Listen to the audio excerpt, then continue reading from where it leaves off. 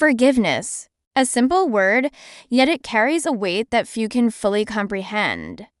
Forgiveness is one of the most difficult choices a human being can make, and yet it is also one of the most liberating. It is an act that transcends cultures, religions, and history. From ancient scriptures to modern psychology, from the quiet reflections of personal struggle to the public stories of reconciliation, forgiveness has been a constant companion to the human experience. But what exactly is forgiveness? Is it forgetting the harm done to us? Is it excusing someone's behavior? Or is it something deeper, something that transforms both the person who forgives and the one who is forgiven? In this narration, we will explore the profound power of forgiveness, what it means, why it matters, how it works, and how it can change lives, even entire societies. Part 1. Understanding forgiveness. Forgiveness is often misunderstood. Some believe it means condoning wrongdoing. Others assume it is about forgetting the past entirely. But forgiveness is not about erasing memory. It is not about ignoring pain. Forgiveness, rather, is a conscious decision to release the grip of resentment, to let go of the poison of anger, and to free ourselves from the chains of bitterness. Imagine holding a burning coal in your hand, waiting for the chance to throw it at someone who hurt you. Who is being burned in the meantime? You are. Resentment works in the same way. It scorches the soul of the one who carries it, not the one it is aimed at. Forgiveness is the act of setting that coal down. It is not weakness. It is not surrender. It is strength, it is courage, and it is freedom. Psychologists define forgiveness as the voluntary process by which a victim undergoes a change in feelings and attitude regarding an offense, lets go of negative emotions such as revenge, and chooses to wish the offender well. This shift not only benefits relationships, but also physical and mental health. Part 2. Why forgiveness matters. Forgiveness is not only a personal act, it is a necessity for human relationships and for peace. On the individual level, studies have shown that forgiveness reduces stress, lowers blood pressure, strengthens the immune system, and even decreases the risk of heart disease. Unforgiveness, on the other hand, has been linked to depression, anxiety, and a weakened sense of meaning in life. Spiritually, forgiveness has long been regarded as a divine principle. Nearly every major religion places forgiveness at its core. In Christianity, believers are taught to forgive as they have been forgiven. In Islam, Allah is described as the most forgiving. In Buddhism, forgiveness is seen as a path to liberation from suffering. And in many indigenous cultures, forgiveness is part of restoring balance and harmony in the community. On a societal level, forgiveness has the power to rebuild fractured nations. Consider South Africa after the fall of apartheid. The Truth and Reconciliation Commission was not about ignoring crimes, but about acknowledging them and creating a pathway toward forgiveness and healing. Without it, the nation might have been trapped in endless cycles of revenge. Forgiveness is the glue that holds humanity together. Without it, grudges would multiply, hatred would spread, and conflict would never end. Part 3. The struggle to forgive. And yet, forgiveness is not easy. When someone hurts us deeply, betrays our trust, violates our dignity, or harms those we love, the natural response is anger. We demand justice.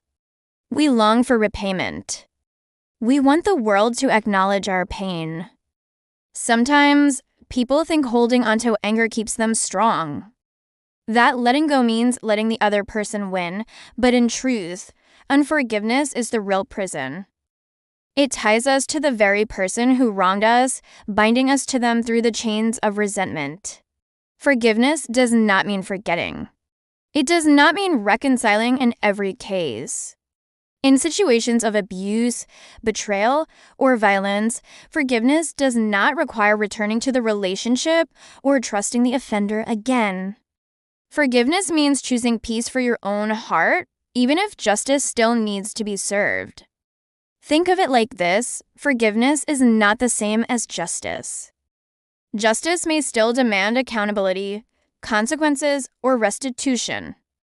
Forgiveness, however, releases the victim from being defined by the wound. It is not about changing the past, it is about shaping the future. Part 4, Stories of Forgiveness Throughout History and in Everyday Life. Stories of forgiveness shine as beacons of hope. In 2006, in the Amish community of Nickel Mines, Pennsylvania, tragedy struck when a man entered a schoolhouse and killed 5 young girls. The horror shocked the world.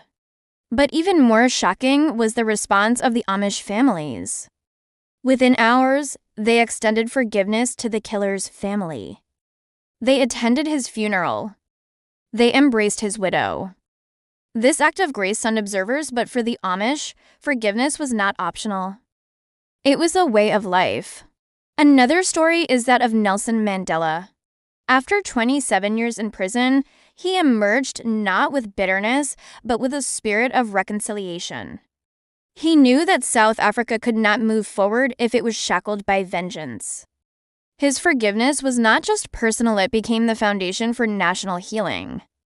And then there are smaller, quieter stories.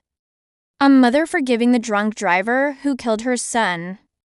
A husband forgiving a wife who betrayed him. A friend forgiving another after years of silence. These stories remind us that forgiveness is not only for saints and leaders. It is for all of us. Part 5, The Process of Forgiveness. But how do we forgive? How do we move from anger to release, from bitterness to peace? Forgiveness is often described as a journey. It rarely happens in an instant. It unfolds in stages. Acknowledgement of the hurt. We cannot forgive what we refuse to acknowledge. Denying pain does not heal it. The first step is to face the reality of what happened and the impact it had. Empathy for the offender. This does not mean excusing their actions. It means trying to understand their humanity. Often, those who hurt others are themselves wounded. Empathy softens the heart and makes forgiveness possible. Letting go of resentment, this is the heart of forgiveness. It is the decision to release the desire for revenge, even if justice must still be done. Choosing to forgive forgiveness is a choice, not a feeling. The feelings may take time to follow, but the choice opens the door. Releasing the burden. Finally, forgiveness frees us. It does not always mean reconciliation. It does not erase memory, but it lifts the weight of bitterness from our soul. Part 6, The Power of Forgiveness in Our Lives. Imagine a world where forgiveness was practiced more often, where families reconciled instead of fractured, where nations chose peace over vengeance, where individuals let go of grudges that held them captive for years. Forgiveness has the power to heal marriages, restore friendships, reunite communities, and even prevent wars. But its most profound power is in the human heart. When you forgive, you reclaim your power. You say, "You may have wounded me, but you will not control me. You may have hurt me, but you will not define me. I choose freedom. I choose peace. I choose to forgive." Part 7, Practical Reflections. So how can we practice forgiveness in our daily lives? Reflect. Take time to acknowledge the pain honestly. Journal, pray, or talk with someone you trust. Empathize. Try to see the other person as human, flawed, and perhaps broken. Release. Make a conscious choice to let go, even if the feelings still linger. Repeat. Forgiveness may need to be renewed. Sometimes anger resurfaces, but forgiveness can be chosen again and again. Reconcile when safe, if possible, and healthy. Take steps toward rebuilding trust. If not, forgiveness can still be complete without reconciliation. Forgiveness does not make us weak. It makes us strong. It does not erase justice. It makes justice more humane. It does not diminish our worth. It affirms it. Conclusion. The power of forgiveness is not in changing the past, but in transforming the future. It releases us from bitterness, restores our peace, and creates the possibility of new beginnings. As human beings, we will all be hurt. We will all face betrayal, disappointment, and injustice. But we will also all face the choice to hold on or to let go. Forgiveness is the key that unlocks the prison of hatred. It is the balm that heals the deepest wounds. It is the bridge that rebuilds broken relationships. And perhaps, most importantly, forgiveness is a gift not only to others, but to ourselves. So the next time you are faced with hurt, ask yourself, will I carry this weight, or will I set it down? Will I stay bound by resentment, or will I walk free in forgiveness? Until next time, but remember, the choice is yours. And the power, that incredible transformative power, lies in forgiveness. Don't forget to hit that like and subscribe button.